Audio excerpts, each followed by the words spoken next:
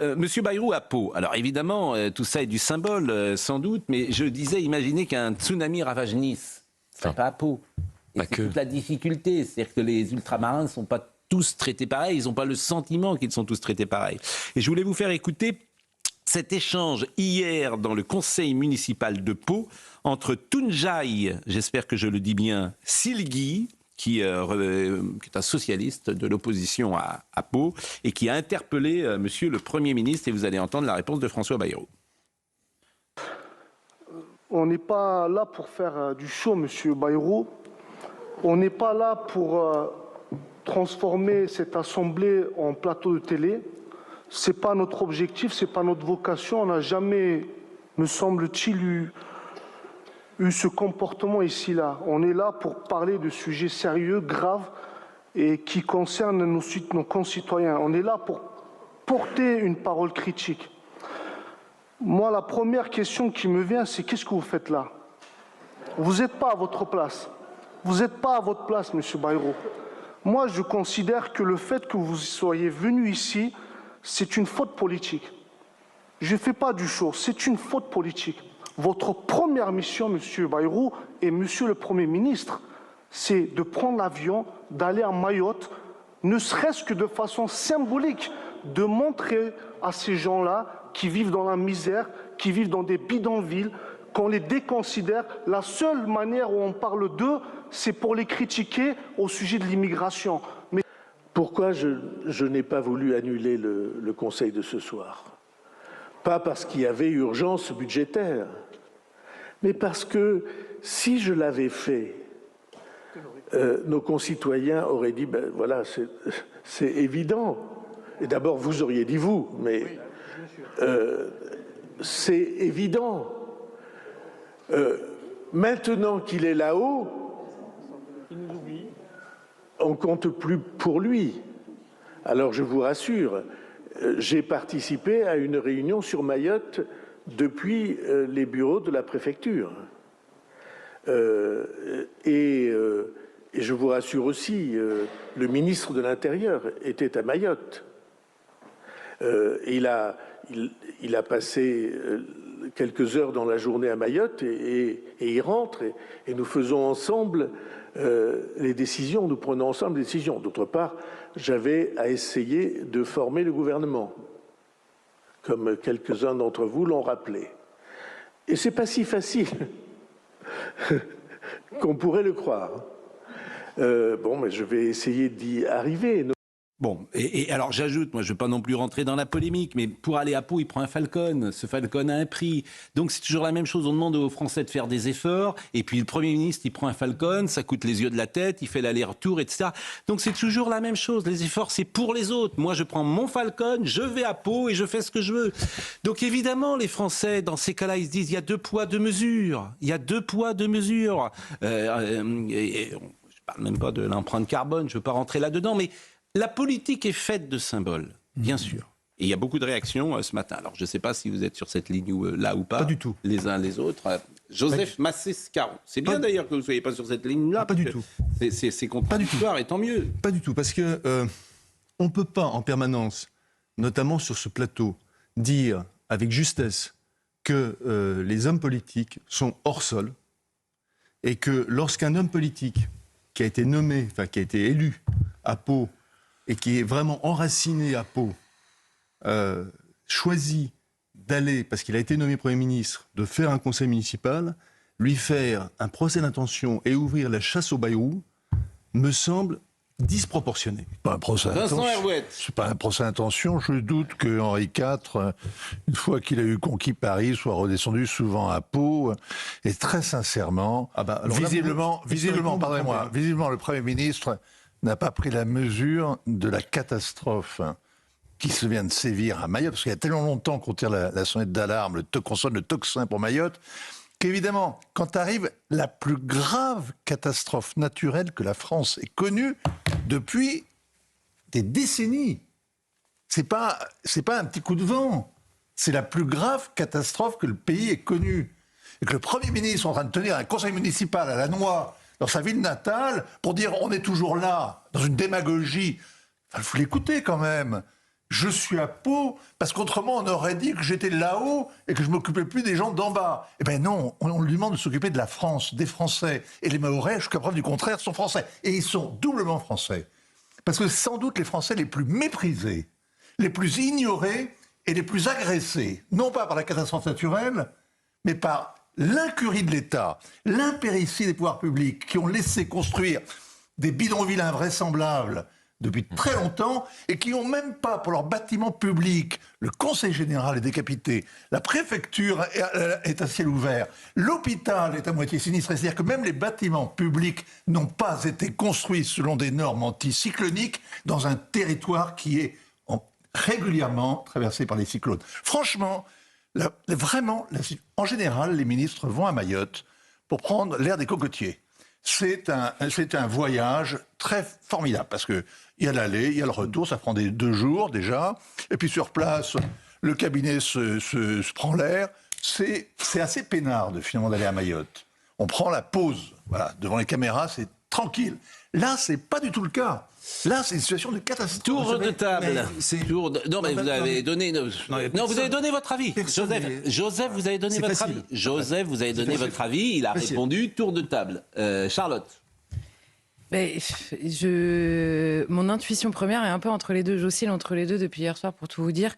Parce que il est vrai que c'est probablement la particularité aujourd'hui que l'intégralité des Français se sont abandonnés à différentes manières, à différents degrés. Oui. Mais ça, c'est vrai aussi. Maintenant, je suis absolument d'accord. S'il y a un tsunami à Nice, c'est ça la bonne comparaison. S'il y a un tsunami à Nice, alors qu'on dise les ultramarins, en fait, c'est pas des Français. On les traite pas pareil. C'est pas du tout ça. Je suis désolé de le dire comme ça. Il vous a pas échappé que Nice ne se trouve pas. Mayotte et Nice ne sont pas exactement la même.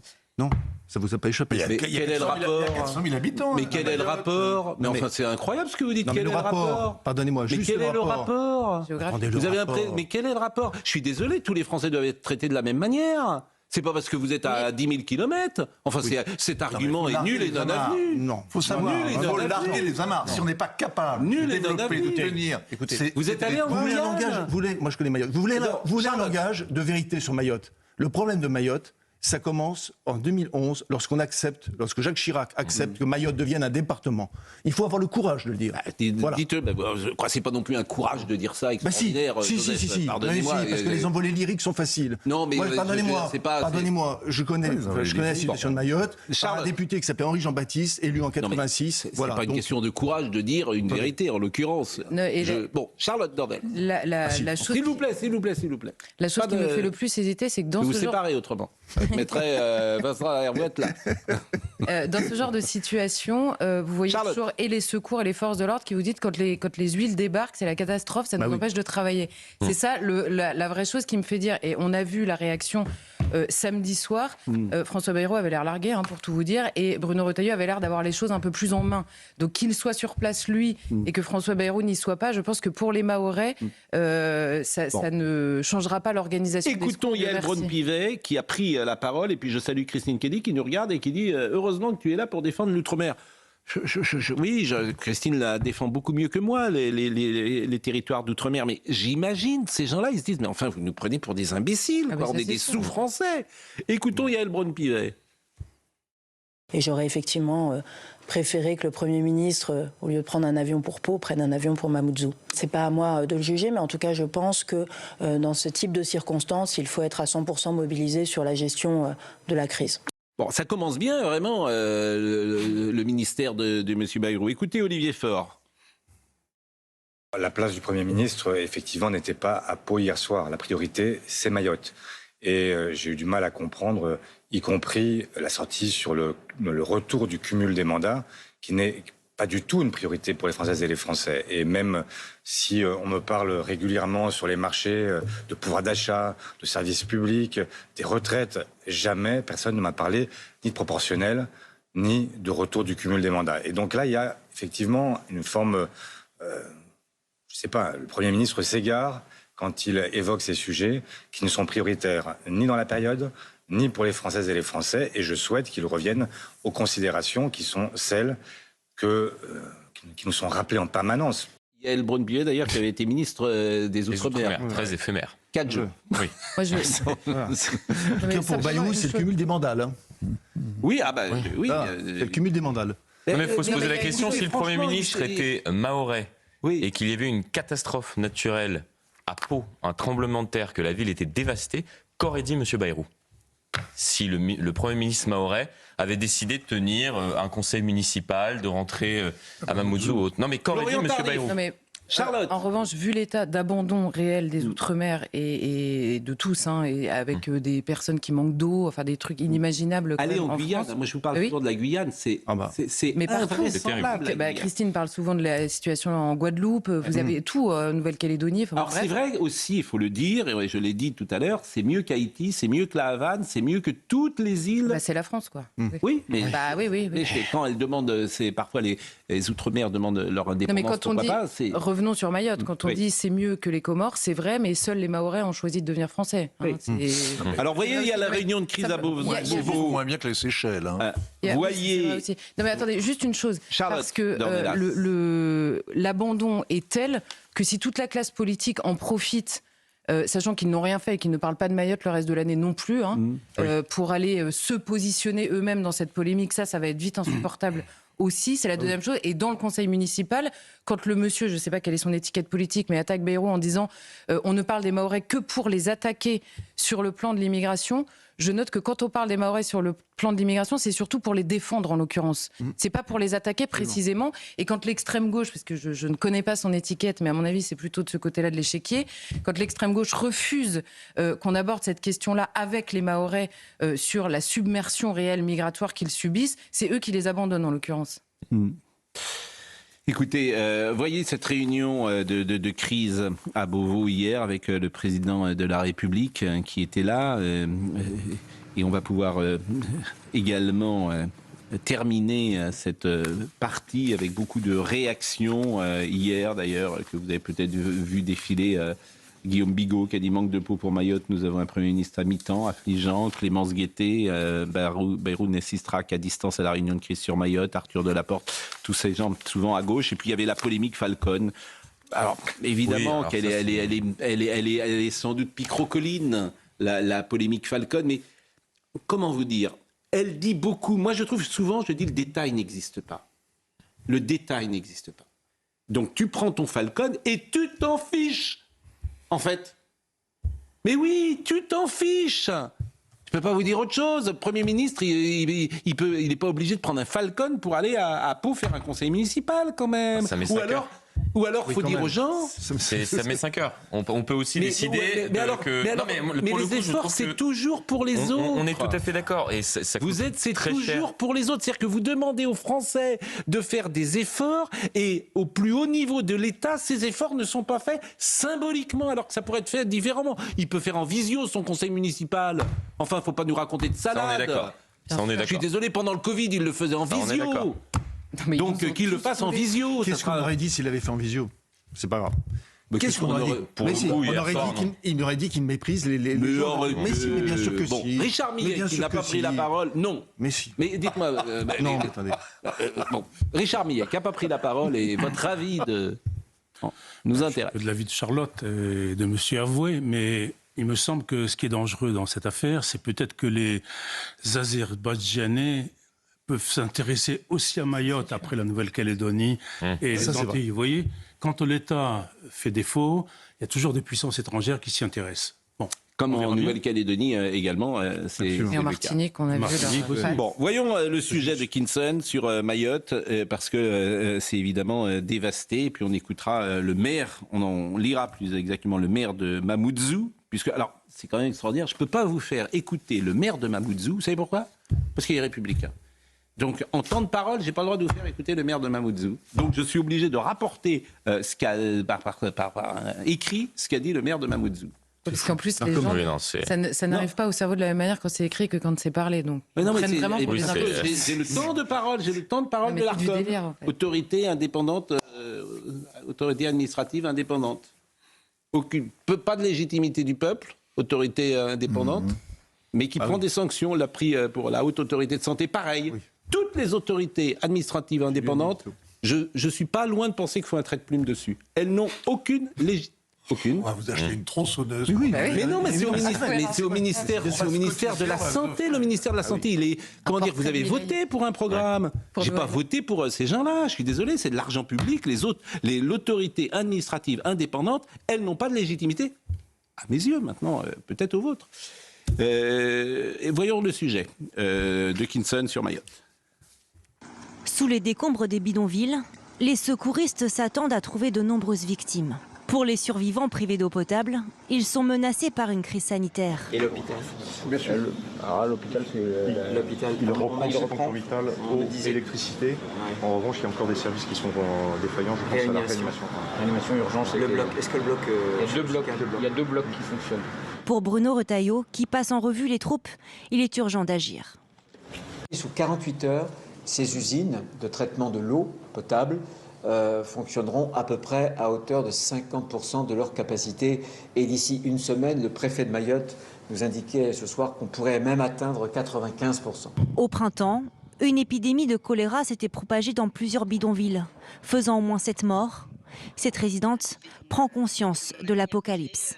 J'ai réussi à trouver un paquet de couches, mais il y avait des gens devant moi qui cherchaient des antihistaminiques pour leur bébé de 16 mois et il n'y en a pas, quoi.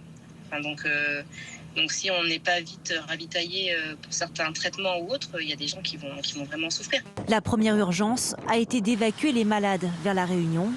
Une centaine de soignants de la réserve sanitaire viendront en renfort. Un hôpital de campagne sera également déployé. Sauvés. Que dites-vous? Non, je disais, ils sont sauvés. Dans la crise de l'eau, par exemple, c'est un truc très intéressant. Mais imaginez-vous que pendant à peu près un an, les Mahorais, les Mahoraises, les mères de famille, avaient de l'eau, donc coupure d'eau pendant 72 heures. Pendant 3 jours, imaginez votre vie. Vous n'avez pas d'eau courante pendant 3 jours. Et au bout de 3 jours, vous avez quelques heures, un filet d'eau saumâtre qui vous fera faire bouillir, si vous voulez, boire ou faire de la cuisine. Donc ça, c'était pendant des mois la situation à Mayotte. Pourquoi ? Parce que vous avez à Mayotte des retenues collinaires, donc une sorte de barrage, l'eau pluviale, etc., etc. C'est prévu pour 200 000 personnes. Il y en a 2 fois plus à Mayotte.